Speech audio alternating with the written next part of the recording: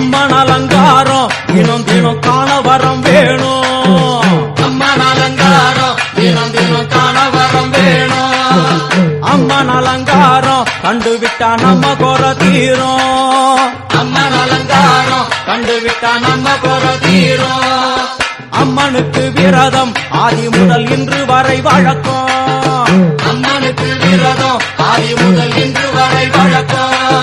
அம்மன் அலங்காரம் தினம் தினம் காண வரம் வேணும். அம்மன் அலங்காரம் தினம் தினம் காண வரம் வேணும்.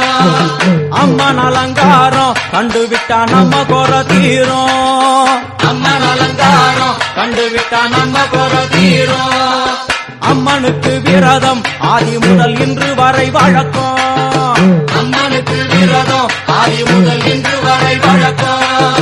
அம்மன் அலங்காரம்